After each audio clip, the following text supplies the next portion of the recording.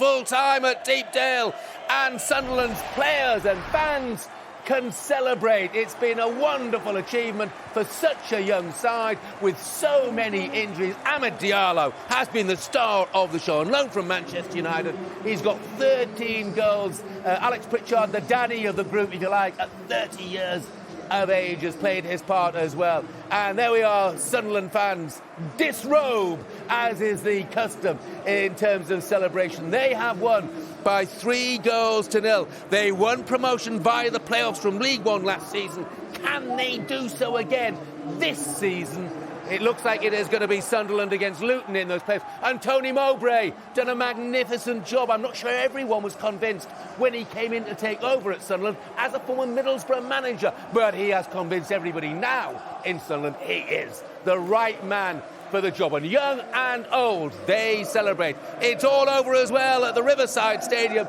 Coventry have got their point, the point they needed to guarantee a playoff place. What a run they've had under Mark Robins. And there, their fans at last. They have had a nervous, a nail-biting afternoon, but now they can relax. They've got the point they need, and they hug an opponent, shake each other's hands. They're going to get to know each other very, very well in weeks to come. They played today. They will play twice against each other in the playoff semi-finals. These Coventry fans, they'll be coming back to the Riverside Stadium.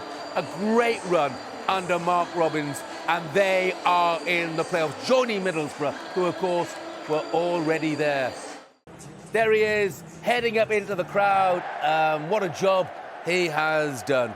The icing on the cake today, 101 points they have got. They are the champions. They've won it by a veritable street, haven't they? Brownhill and Barnes and Twine. No one would doubt the best footballing side in the division will be playing in the Premier League next season.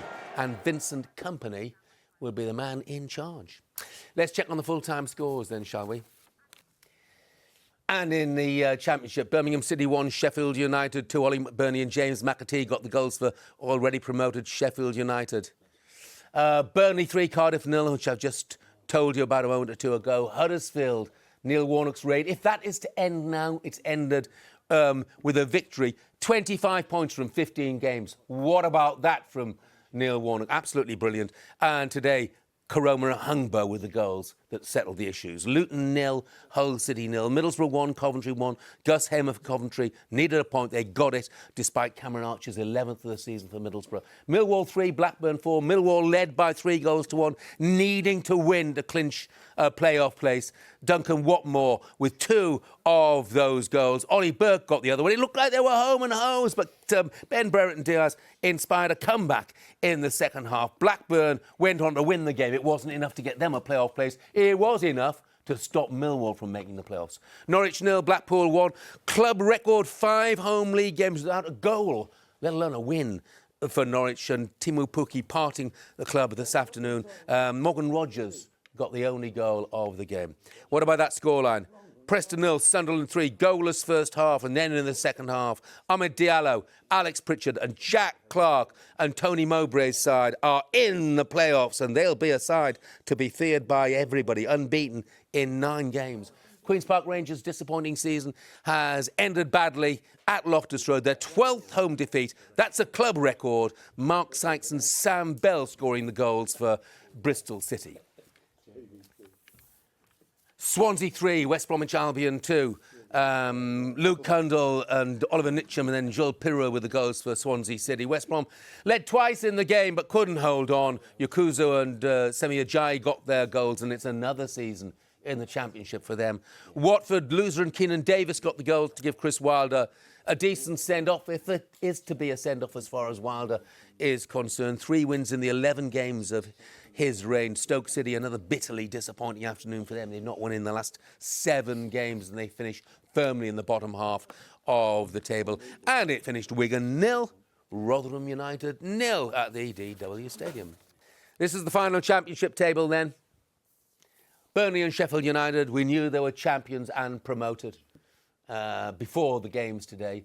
Luton and Middlesbrough, we knew where they would finish as well, third and fourth. What we didn't know was who would finish in the playoff places. Coventry started in fifth, and they remain in fifth after their draw at Middlesbrough. Sunderland started in seventh and finish in sixth after their win at Preston. So it will be Luton against Sunderland and Middlesbrough against Coventry in the playoffs. Blackburn Rovers started in ninth. They finished seventh on 69. Millwall, who occupied a playoff place at the start of play today, lost at home, and they miss out agonisingly on the playoffs on 68. West Brom and Swansea both on 66. It's another disappointing campaign ultimately for West Brom. 10th last season, 9th in this campaign. Swansea finishing really strongly. Watford and Preston just both in the top half. Down at the bottom, well, we already knew that everything was settled there. Wigan, Blackpool, Reading, all relegated. Cardiff, fourth from bottom on 49. Queen's Park Rangers and Rotherham on 50 points apiece. Look where Huddersfield have finished. No hopers when Neil Warnock took over. Second from bottom of the table with an horrific fixture list. But since he's been in charge, 15 games, they have taken 25 points and consequently finish in 18th spot. Birmingham and Stoke just above them. Stoke have had a really disappointing campaign. Hull and Bristol City, and talking of disappointing campaigns, Norwich City finishing in 13th spot. Really, really underachieving, you would say, this season in the Championship.